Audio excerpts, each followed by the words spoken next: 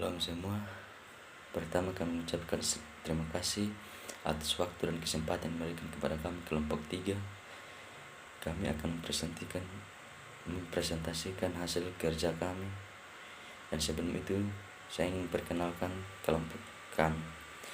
Saya sendiri Edwin Hirolomi, yang kedua Simon Kavelau, ketiga Agustina Orusai, keempat Nyanda Eluama, kelima Cornelia Woi, keenam Reza Emmanuel Mawata, ketujuh Okta Bani. Bab 4. Kebijakan dan proses anggaran. Siklus kontrol rasional. Pendekatan rasional diperlukan untuk proyek teknik besar yang kompleks dan padat modal. Untuk sebagian besar layanan pemerintahan lainnya, umum akal menunjukkan bahwa pendekatan ini lebih berguna ketika ada sedikit ketidakpastian dalam dunia fisik, termasuk iklim dan orang-orang yang terlibat.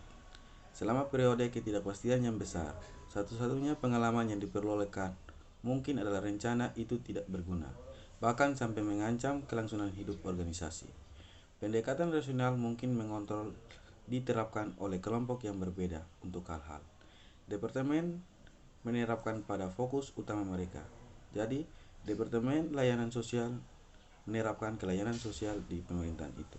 Sementara dukungan pusat departemen seperti sumber daya manusia menerapkan pada personel. Badan pengatur secara keseluruhan bersama dengan pejabat seniornya menerapkan bahwa pemerintah sebagai keseluruhan atau layanan yang jelas disediakan oleh lebih dari satu departemen, mungkin melibatkan organisasi lain dalam komitmen atau sebaliknya, seperti dalam rencana transportasi.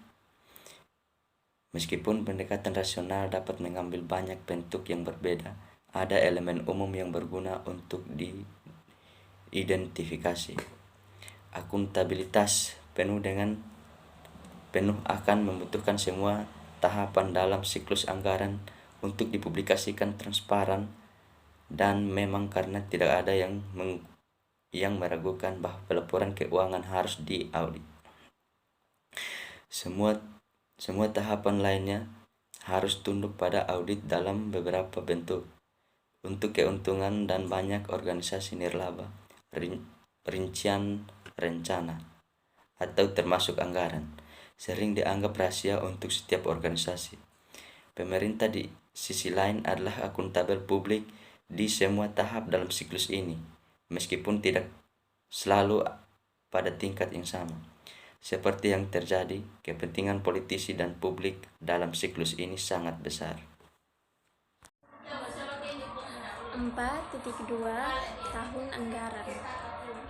Yang pertama, dalam bentuk ekstrimnya, annuality berarti bahwa setelah tahun keuangan berakhir, semua otorisasi untuk membelanjakan uang terhadap akhir anggaran itu dan semua elemen keuangan kontrak yang telah ditandatangani pemerintah, termasuk kontrak kerja.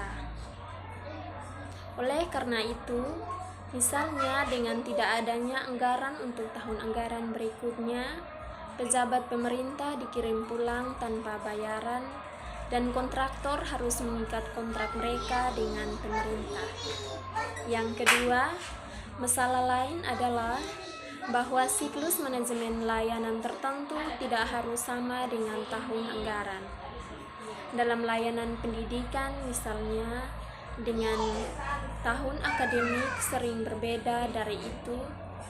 Ini mungkin tidak lebih dari masalah teknis bagi pemegang anggaran dan pengontrol, tetapi itu adalah salah satu yang dapat memiliki kesulitan praktis, seperti ketika janji baru dibuat di awal tahun akademik, tetapi konsekuensi dari tahunan tahun depan anggaran tidak diakui. 4.3 Penganggaran untuk input, output, dan hasil.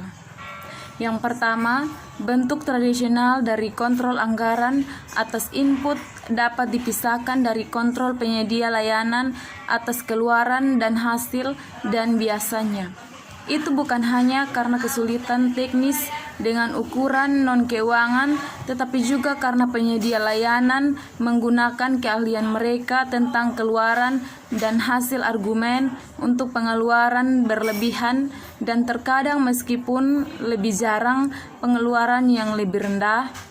Dengan demikian mencoba untuk melemahkan anggaran kontrol. Yang kedua, namun pemisahan input dari output dan outcome tidaklah rasional. Pendekatan rasional untuk mengontrol menghubungkan mereka, pertimbangan eksplisit termasuk pengukuran keluaran dan hasil yang dituntut oleh politis, pembayaran pajak, dan pengguna jasa, sehingga tugas akuntan adalah menghubungkannya dengan anggaran. Untuk semua alasan mengapa pengukuran kinerja sangat menantang, tugas ini adalah juga sangat menantang. 4. Proses anggaran. 1. Proses persiapan dan pengesahan itu panjang dan rumit, dan itu sendiri dapat mengkonsumsi sumber daya yang signifikan. Hal ini dijelaskan dalam satu set tertulis anggaran instruksi, sehingga setiap peserta menyadari apa yang diperlukan, tetapi informasi negosiasi yang buruk tidak akan pernah bisa sepenuhnya ditangkap oleh tulisan kode. Yang kedua, proses dalam pemerintahan tertentu akan bervariasi, tetapi secara umum ada 3 tahap yang berbeda. Tahap pertama melibatkan persiapan anggaran untuk setiap individu pemegang anggaran di pemerintahan.